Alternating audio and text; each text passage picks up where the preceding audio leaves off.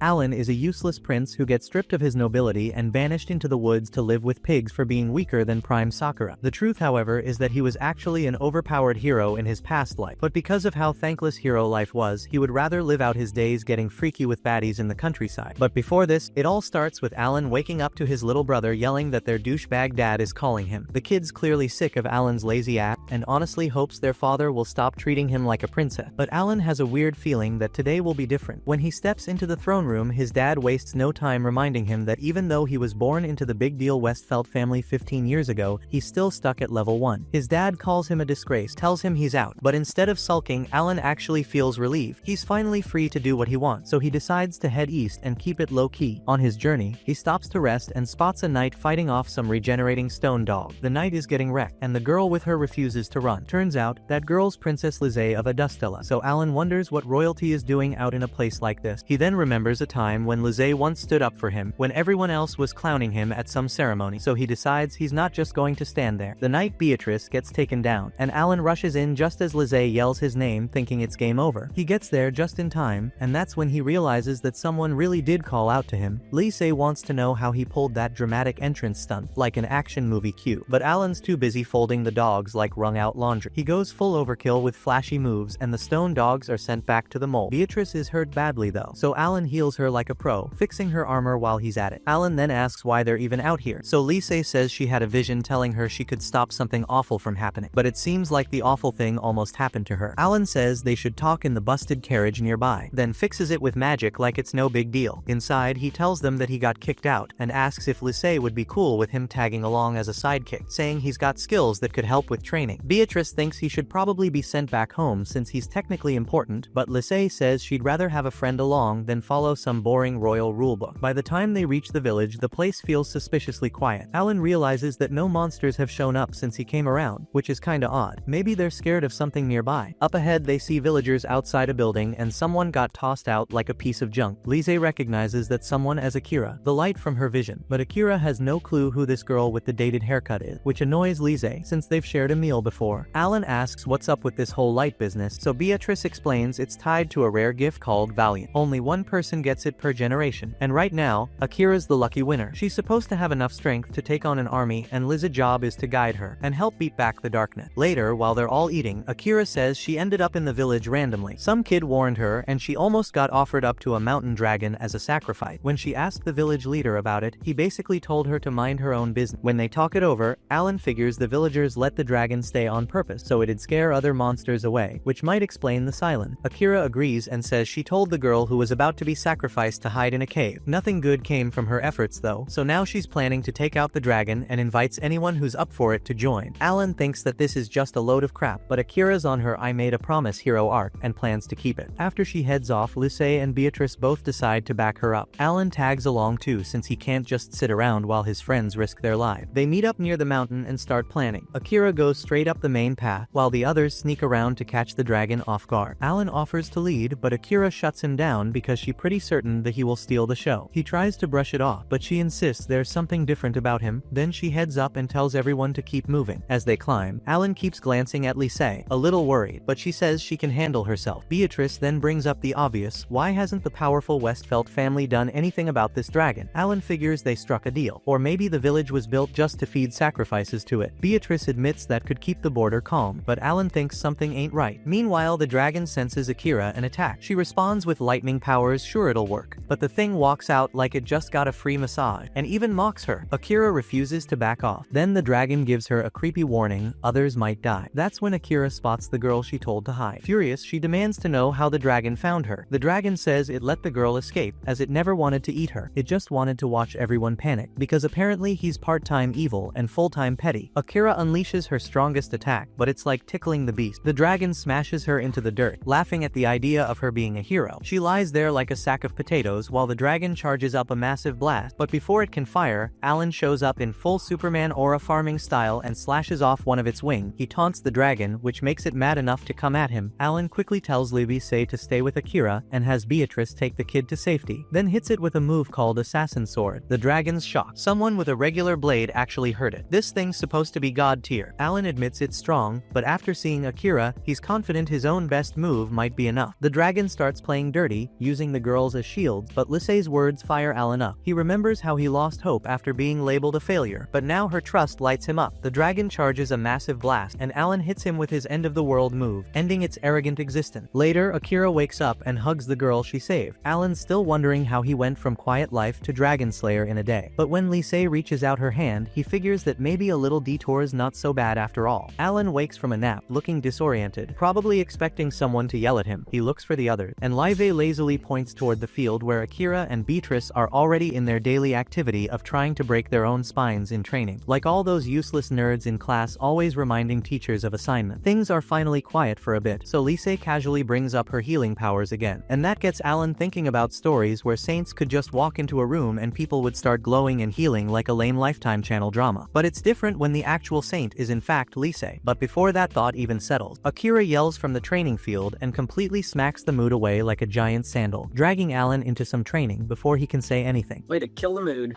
Later in the day, they all get ready to say goodbye to Akira and the little girl she rescued, and while they offer to let the girl come along, she insists she wants to walk on her own. So Lysae checks if Akira's cool with that, and she says it's fine, even though she still looks a little down about not being the one who beat the dragon. But she knows Alan deserves the credit. Alan doesn't think so. He says he couldn't have done it without Akira's help, and to that little girl, Akira already feels like a real hero anyway. Back in Westfeld, Alan's dad sits across from a nobleman as they discuss the dragon mess and how Akira somehow made it out alive. They become convinced that someone gave her a hand, so the guy says it was probably the saint everyone keeps whispering about, causing the Duke to realize that things might be spinning out of his control. Meanwhile, Alan's brother is having a full-on meltdown, complaining that the clay dogs should have done the job, and wanting to send more, but the guy in the suit tells him to chill because those monsters aren't easy to replace, especially not the dragon one, and even though the guy thinks they're being too slow. But the Duke says it's fine as long as the targets don't leave Westfeld land, they'll get another shot soon enough. They start talking about an elf they've been watching, and the suit guy says they'll catch her soon. Then once he's alone, the Duke drops his nice voice and starts ranting about wiping out all the chosen ones and anyone dumb enough to stand with them. Back on the road, Alan asks about a blacksmith Lysae once mentioned, and she says her friend lives in a border town called Granholm, which surprises Alan because he didn't think cities existed that far out. But Beatrice says they do, even though elves are super rare there, and Lysae hopes this friend can make Alan a better sword, one that she plans to give to him as a surprise. That night, Alan lights the campfire with magic before Beatrice can even reach for her flint. Lysae falls asleep on his shoulder, like a cliché romance scene, and Beatrice teases them like the nosy third wheel she is. In the morning, they reach Granholm and go straight to the blacksmith's place, where they find an elf named Noel totally knocked out on the floor like a log, so Lysae quickly heals her, and when Noel wakes up she's happy to see Lysae but looks at Alan like he better not say anything dumb. When they ask her to make a new sword, she immediately claims to be overbooked, until she sees Alan's sad excuse for a weapon, barely holding together like it's powered by hopes and prayers. Suddenly she's interested. Noel then tells Alan to choose between getting something stronger than a sacred sword or the best weapon she's ever made. Not many people can use gear with final boss energy, but she already knows Alan can. He agrees right away, and Noel kicks everyone out, slamming the forge door like she's about to cook something diabolical. Inside, she lights the fire and clears the workspace, thinking of Vanessa, the old dwarf who raised her. Vanessa never gave her lessons but always had her close. Watching and helping was enough. Even though Vanessa hated teaching, she became Noel's biggest influence. Now Noel promises to make something even better than the sacred blade. Outside, Lysae is worried Noel might pass out again. Alan suggests finding an inn, and the group heads off. Not far from the forge, a hooded woman watches them, then disappears to report what she saw. The news gets to the shady man in the suit with villain aura, and after hearing that the saint is traveling with Beatrice and another fighter, he's clearly not pleased. Something doesn't add up, so he decides to look into it. At the inn, Alan wonders how to pass the time. Beatrice tells him to chill, but Lysae suggests selling the dragon materials at the guild. Alan agrees since they could use the money. While the girls explore the city, Alan goes to the guild. He shows the dragon scale, and the receptionist stares like she just saw gold, then rushes off to get her boss. As he waits, a man walks up and starts asking questions. No greeting, just question. Standing next to him is a strangely dressed woman. The man says he's Horace, and the woman is Mylena. Horace says he collects stories and wants to know how Alan got the part. Alan says he fought a dragon with help. Before the talk can go far, the receptionist comes back with the result, but when Alan turns around, the two strangers are gone. Outside, Horace deems Alan as average. Mylena just says she doesn't like him. Horace isn't too bothered. A few days later, the group returns to the forge and finds Noel passed out again. Lysae heals her. Noel gets up and points to the sword. No words, no speech. Alan picks it up and feels the balance right away. It's strong and fits like it was made just for him. Noel says she's coming along to see it in action, even though Lysae warns her not to overdo it. During the test, Alan moves sharp and fast. Noel watches watches everything. She brings up how elves don't usually become blacksmiths. Alan figures it's because of magic. Noel says she doesn't know her past. Vanessa just found her one day. She starts to say more but then runs on ahead. That's when Horace shows up again, asking more questions. Later, Noel leads Alan deeper into the forest. The place feels off. Alan clears the fog and a huge wolf appears. Noel frees it. It's the same one that swallowed Vanessa. She begs Alan to use this new sword and put an end to this beast. Back in the day, Noel was just a tiny loudmouth brat, always begging for attention from Vanessa, a grumpy old dwarf who treated her hammer like it was her own child. One afternoon, Noel started whining about being hungry, hoping Vanessa would at least glance at her, but the hammer just kept swinging like she had plot armor against interruption. After a few hours of being treated like background noise, she gave up, found some bread, and sulked in a corner. Once her stomach calmed down, she got bored again and asked Vanessa how she could tell all the tools apart. But silence answered back. That only made her more annoyed. So she tried picking up one of the giant swords lying around, probably thinking she was in some epic anime training arc. But it was far too much for her, and she lost control, knocking over a whole pile of stuff with it. Yet Vanessa's focus never wavered. Noel dropped to the floor beside Vanessa and started ranting about how boring the job was. By the next morning, Noel stayed under her blanket listening, until Vanessa finally stopped hammering away and stepped back to admire her masterpiece. Now back in the present, Noel stands in the forest with the huge wolf right in front of her. She tells Alan to end it, but he refuses. The wolf isn't hurting anyone. Revenge won't help. Noel takes back the sword and grips it with shaky hands, readying herself to strike, but Alan tells her that the Fenrir's barrier won't break with anything ordinary, not even her best work. If she wants a win, she'll have to go beyond even the sacred sword. He leaves her to think about it and walks back to the inn. There, he tells Lissé and Beatrice what he saw. He believes Fenrir wasn't just hiding, it was concealed on purpose. Then he asks if they handled their business. Lissé explains that 3 months ago, General Cyril, one of the kingdom's top warriors, was found dead, beheaded, no sign of a fight. Not even magic could figure it out. The only guess left was Demon. Their search led them here, and now the pieces start lining up. Far away at the border, Mylena looks shaken. The one who found Fenrir isn't just some lucky mage. She hurries back to Horace, who decides it's time to act. Her next job is to kill both the elf and the saint. Mylena hesitates, but apparently she's under a slave spell and she has to do anything she's told to do. Horace activates the spell just to tighten his grip on her sorry life. Back at the forge, Noel works non-stop. Alan's words keep replaying in her head. If the sword's good enough, even Fenrir can fall. She pushes past her limit, and once again, like a bag of potatoes, she collapses. In a nightmare, she sees Vanessa getting eaten. Then Akira appears, actually wounding Fenrir. Noel wakes up, grabs the sword, and marches straight to the forest. Noel finds Fenrir again, but the beast doesn't even let her make the first move. It slams her straight into a tree like she owed it money. From the shadow, Horace steps out, surprised she's still conscious after that kind of hit. Then he finally recognizes her. The same loud little elf from all those years ago. He laughs to himself and calls it fate. But Noel stands up, bloody and shaking. She's not going out like before. She charges again, but Fenrir knocks her flat with one clean swipe. Now she's stuck on the ground like a squashed bug, body barely moving, while the giant wolf looms over her like a final boss cutscene. Behind it, Horace watches with pride. He tells her to stop wasting her gift and join him instead. Her Gromsite eyes are too rare to leave untouched. She doesn't care. She's not interested in being someone's tool. She tries to move, but her legs are basically noodled, something your girl has never experienced. Horace says she blew her chance and tells Fenrir to finish the job. The paw rises, but just before it crushes her, Alan blocks it with his sword. Fenrir pulls back and Horace's smile fades. He stares at Alan, surprised he left the princess behind just to save an elf. Says it's a mistake he won't walk away from. Alan stays calm like he already wrote the next few pages. Back at the inn, that plan kicks in. Mylena sneaks into the princess's room, but the bed is just pillows stacked under a sheet. The real princess hides nearby with her guard. It's a trap. As Mylena steps closer, Beatrice lunges from the shadow. They clash fast and sharp, blades flashing. But Mylena slowly starts taking control. The princess tries to help, but that moment of hesitation gives Mylena the upper hand. She knocks Beatrice down and charges toward the princess. Then her legs lock up. Her hands shake, her body won't move. Before she can figure it out, Beatrice gets back up and tackles her from behind. Turns out Alan had set up a magic field around the princess that stops all tricks, including mind control. He knew someone was pulling Mylena's string. Back in the forest, Horace still acts like everything's going his way. Alan tells him it's already done. Horace snaps and sends Fenrir charging again. Noel watches, panicking, then calls out to Alan. He hears her, lifts the sword, and swings with everything he has. A flash shoots out, crashing straight into the wolf's chest. Fenrir stumbles, then collapses, like a cornered rat. Horace panics and runs. Alan picks up Noel, who blushes and mumbles for him to put her down, but he just keeps walking. They regroup with the others. The princess runs up, clearly relieved. Next morning, Mylena's tied up. With Horace gone, his control of her has broken. Beatrice wants to send her to the capital, but the princess says no. She wants to give her a second chance. Mylena says her whole village was destroyed. She had no choice. Noel remembers when Vanessa gave her one too, so she unties Mylena and tells her to leave with her, but not to mess up again. That night, Alan tracks attacks Horus, he finds him deep in the woods but not in time. A demon shows up and kills Horus on the spot. Alan arrives seconds later. The demon says humans aren't ready to know what's coming, then vanishes. It reports back to the Count of Westfeld. The Duke's son hears the news and just nods. He says it's fine, he'll handle the hero, the elf, and the saint himself. In the past, Princess Lise was riding with her uncle when massive creatures attacked out of nowhere. The guards tried to fight back, but their armor cracked like eggshells in an instant. Lise's uncle then told her to stay in the carriage while he rushed out to help, so she stayed inside and watched everyone get their asses handed to them. The next moment, one of the monsters spotted her and immediately tried to get her, but her uncle showed up and stabbed it from behind. However, it turned, tore into his side, and nearly split his armor like a soda can. Still in pain, he stabbed it again, then fell into the river while Lise sat in the carriage, traumatized and useless. And now Lise, Alan, and Beatrice arrive at a peaceful little village. The people there are busy getting ready for the Returning Spirits Festival, a day to celebrate the dead, and a few hopes and dreams. Kids run around in ghost costumes while adults decorate like it's a party for the afterlife. Beatrice, on high alert, grabs her sword's hilt like she's ready to battle a spirit right now. A nearby villager explains it's just tradition, all for fun. Beatrice gives a fake laugh that convinces no one. Lise starts asking around about a man in silver armor she's heard about, but the villagers react like she just asked about a dragon that eats vegetables. No one knows anything. She looks a bit let down, and Beatrice begins wondering if this ghost knight even exists. Alan remembers hearing about it back at Noel's fort. The guild doesn't have info, but one of Noel's customers claims they saw a blood-covered knight wandering a graveyard. Some say he is a spirit wronged by the royal family. When a loud bang echoes nearby, Beatrice nearly jumps out of her armor. She coughs right after, trying to protect any ounce of dignity left, and starts pretending that she didn't just lose 1 million aura point. Noel and Mylene then tease her savagely about being scared of ghosts. Lise suggests they check the graveyard, so Alan and Beatrice agree, though a little unsure. Alan guesses it might be linked to dark magic from the royal family's past. As night falls, they walk to the graveyard. Beatrice already has her sword out. From the shadows, a quiet villager appears, standing still with a blank stare. He leads them to the village headman's house, says something vague about just passing by, then leaves. The headman welcomes them and says he has never heard of any ghost knight. He offers them a place to sleep. That night, Lise dreams of her uncle. She wakes to see a silver knight outside. Thinking it might be him, she follows. The ground cracks open, the dead rise, and she screams. She jolts awake, still shaking. Alan rushes in and she clings to him like a scared cat. The next morning, the village is full Coco cartoon mode, singing and dancing to What Color Is the Sky.